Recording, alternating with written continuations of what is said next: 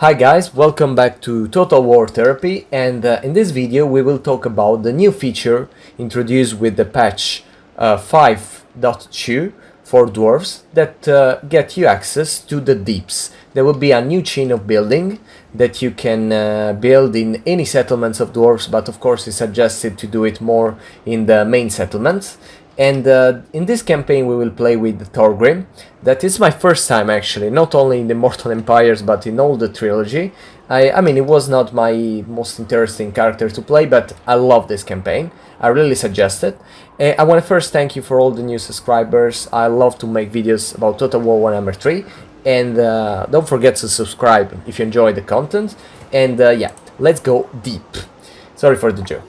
Okay, the deep, how to build a deep? You need you need just the first level of settlement to build it, but you need a lot of money. It will be around 8,000-9,000 of money, and you need a high king decrease that you can see here. And with that, with a couple of turns, you can build your deep. And to get the upgraded deep that actually they don't provide a big upgrade, but with just 80 oath and 12 turns you can upgrade it. I mean, I suggest you to do it, but it's not a big deal. Once you build the deeps, you will get access to all this part of the settlements with all this chain of building. The main section called the deep, you will find we can say the default building that will be the entrance that will get you access through the chain to more high king decreases that you will need them to open new deeps in the new settlements. And the second thing, they will give you the discoverability stuff that will help you to not use the lookout in the main building, you know, basically the torch here. And more than that, you will yeah, just that. Nothing more. You need to build to upgrade. And the second and the third, the most important thing, they will get you access to more blocked tunnels, because as you can see, they are still blocked just because I didn't upgrade it to the third tier of building. But I got access to the second, to this 1 and 2, because I upgraded to the second one. So if you want to unlock more slots, you need to upgrade the first building. The second is necessary. That's the second, basically the Underdeep, that is supposed to be under the deeps, that will get you a lot of bonuses, more about the items and the drop chain chance and the experience for character all over your map for all your characters and armies. But still you will get a lot of less control and chaos corruption. And first of all, to upgrade this building to the magma caverns, you need to go through the unstable magma caverns that will give you a lot of the buffs. So be very careful, mostly because of the income of building. There will be less 50% for this phase, and you know, in the early stages of the game it can be actually very dangerous. And now we can start to talk about the infrastructure. First of all we have the guild foundries. Basically, then they are ruined at the beginning, then they get ornate, you know, I mean, they choose this kind of lore when at the beginning there is just the ruin, then there are just foundries, and then they are a big ornate foundries, or they are a repurposed foundries and they mean that they actually use it in the other way. As you can see, all of these buildings, they get you less control at the beginning, but yes, and they will get you some things of everything, less recruitment, more research rate, and more auth gold.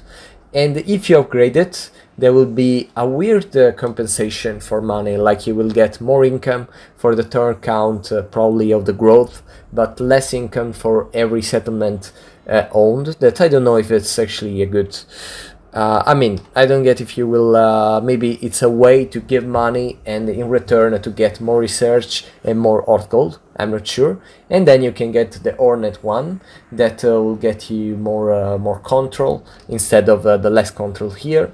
and the research will be the same, but less recruitment cost and more of gold. And if you repurpose that it can be interesting. You will have less upkeep, the same kind of old gold that you will get with the Hornet one, but the research rate it will be the middle, so not 10, but it will be 5. The recruitment cost it will be always less 30, so very good. And yeah, you can choose between less upkeep or more research and I mean so on. But even this, I think this is better because less upkeep and less construction costs can be very, very useful. This is the counting room that is for taxes, basically, in the lore. They're made for money, basically. So you will get less control, but you get the 10% more of the settlement income, not to the region. Sorry, not to the province, but just the settlement, so the region. And yeah, if you get more, you can get to the Hornet counting room that will get you the 30%, that it's a lot. If you will get 2,000 of income or 5,000 I really don't get where you can get so much. Maybe in a city with a lot of special building and a port, otherwise I really don't know. But it can be easy to get the 2,000, and in that way think about that having a 2,000 of income. With that you will get more 30 plus 10, it will be 80 more. That it's a lot. I mean, it's almost 150% more, so very, very good. It can actually boost your economy, so very, very useful.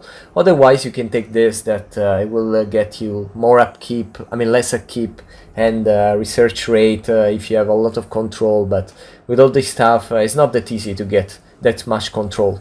I mean, of course, in hard difficulty campaign, but it can be useful for the growth, for the research rate, and I mean, in general, the income from building of 5%, that it will address even the little settlements. Actually, it can be positive. This is very interesting. This is the Client Godsmith, and it basically turn all oath gold in income, in money.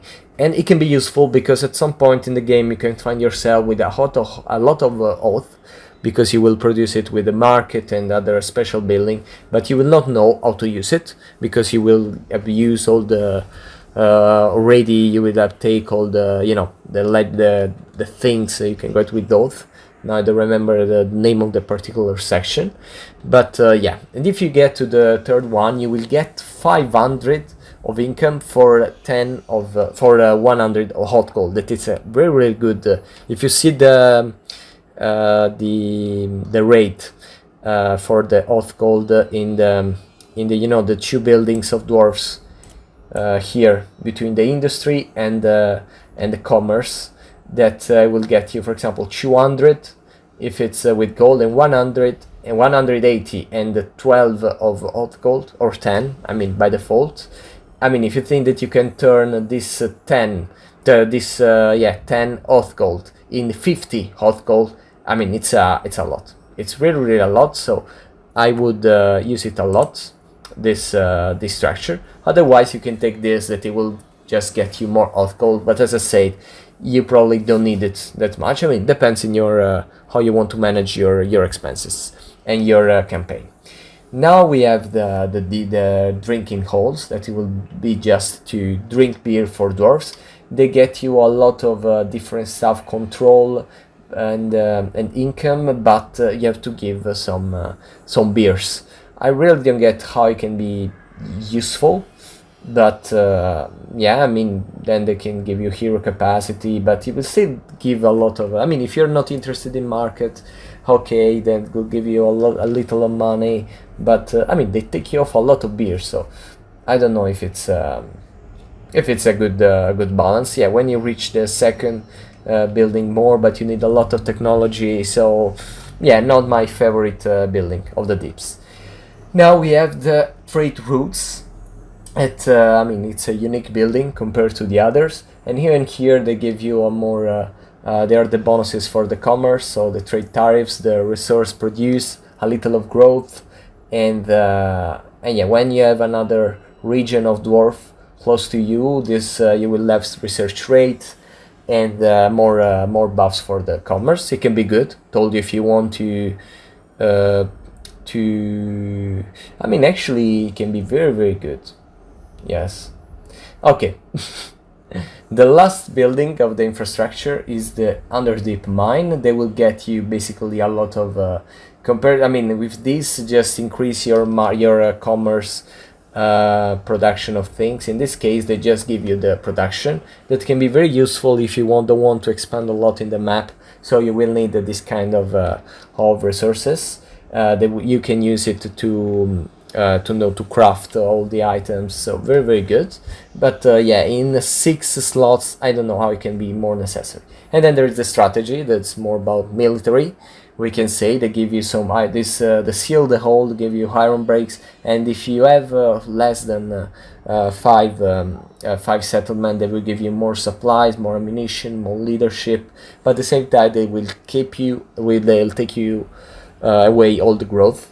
So you can use it just if it's not if it's already expanded till the most this settlement. Otherwise, I don't know if it's, I mean, if you focus on the growth in other settlement of the province, maybe, but still, I mean, they cannot take you off all the growth. So you can use it just if you're playing very, very defensively, and at some point you already upgraded your main building to the 5th tier, so you don't need growth anymore.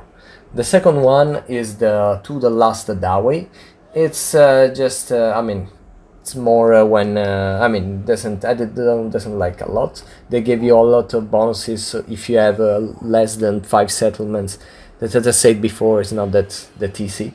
But they give you more money if you loot, but only in the region, and leadership, but only in the region. So I mean, to the last Dawi, I really think it's just not useful. There is this other characteristic that the settlement will be raised instead of captured if an enemy occupied.